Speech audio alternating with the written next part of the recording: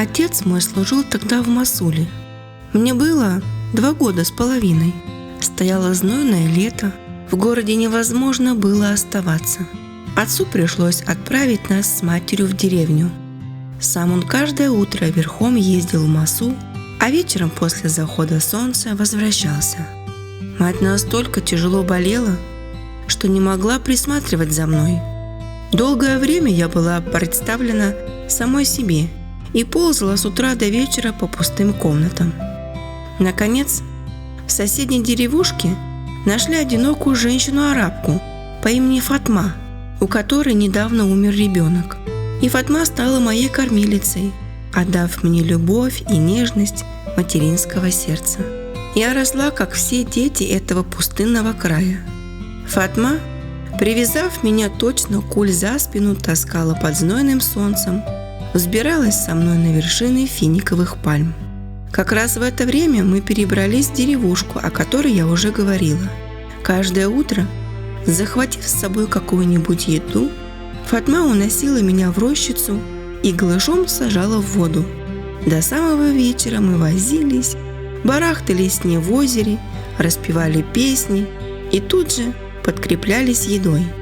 Когда она хотела спать, мы сооружали из песка подушку и засыпали в обнимку, прижавшись друг к другу. Тела наши были в воде, а головы на берегу. Я так привыкла к этой водяной жизни, что когда мы вернулись в Мосул, я почувствовала себя рыбой, которую вытащили из воды. Я без конца капризничала, была возбуждена или, сбросив с себя одежду, постоянно выскакивала на улицу нагишом. Лицо и руки Фатмы были разукрашены татуировкой. Я так привыкла к этому, что женщины без татуировки казались мне даже безобразными. Первым большим горем в моей жизни была разлука с Фатмой. Переезжая из города в город, мы наконец добрались до Кербелы. Мне исполнилось 4 года. В этом возрасте уже почти все понимаешь. Фатме улыбнулось счастье. Она вышла замуж. Как сейчас помню день, когда она вновь снова новобрачной стала.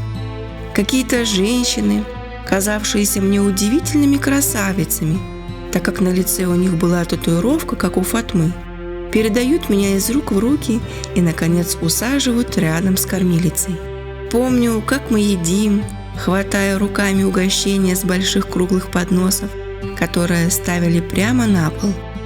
Голова моя гудит от звона бубнов и грохота медных барабанов, похожих на кувшины для воды.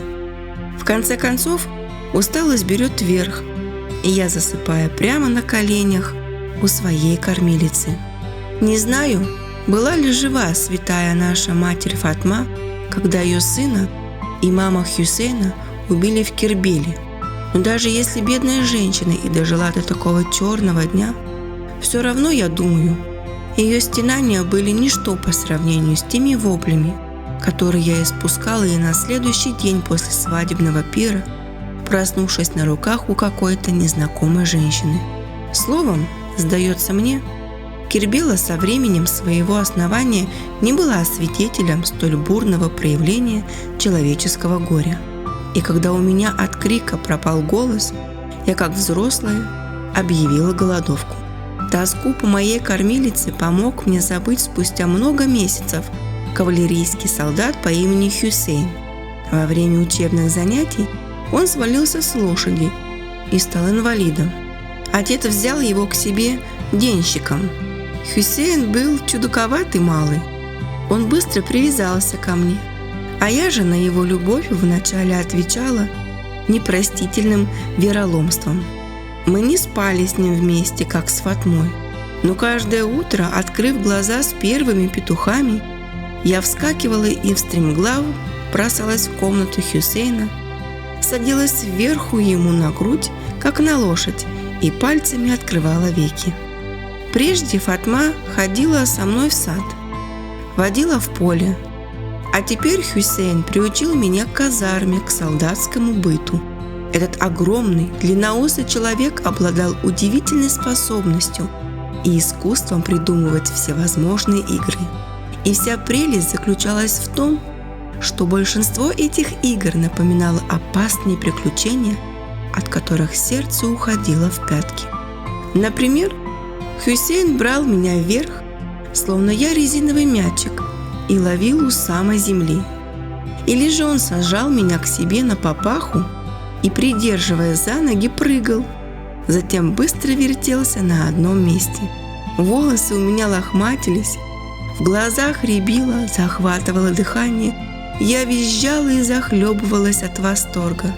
Подобного наслаждения я больше никогда не испытывала в жизни. Конечно, не обходилось и без несчастных случаев. Но у нас с Хюсейном был твердый уговор: если во время игры мне досталось, я не должна была плакать и жаловаться на него. Я, как взрослая, научилась хранить тайну. Дело не только в моей честности, просто я боялась, что Хюсейн перестанет со мной играть. В детстве меня называли задирой. Кажется, это соответствовало действительности. Играя с детьми, я всегда кого-нибудь обижала, доводила до слез. Очевидно, эта черта была следствием игр, которым меня научил Хюсейн. От него же я унаследовала еще одно качество – не падать духом, в трудную минуту встречать беду с улыбкой. Иногда в казарме Хюсейн заставлял анатолических солдат играть на сазе, а сам сажал меня на голову, точно я была кувшином, и исполнял какие-то странные танцы. Одно время мы с Хюсейном занимались канакократством. В отсутствие отца он тайком уводил из конюшни его лошадь, сажал меня вперед себя на седло, и мы часами ездили по степи. Однако нашим развлечениям скоро пришел конец. Не могу точно утверждать, но, кажется, повар выдал нас отцу. Бедный Хюсейн получил 2 оплеухи и больше никогда не осмеливался подойти к лошади. Говорят, настоящая любовь не бывает без драки и крика. Мы с Хюсейном ссорились на дню раз по 5. У меня была своеобразная манера дуться. Я забивалась в угол, садилась на пол и отворачивалась к стенке. Хюсейн сначала, казалось, не обращал на меня внимания. Потом, сжалившись, подхватывал меня на руки, подбрасывал вверх, заставляя оглушительно визжать. Я еще некоторое время капризничала на руках у Хюсейна, ломалась, потом, наконец, соглашалась поцеловать его в щеку. Так мы мирились. Наша дружба с Хюсейном продолжалась 2 года. Но те годы совсем не похожи на теперешние. Они были такие долгие, такие бесконечные. Аудиорассказы от Эдемы Элай.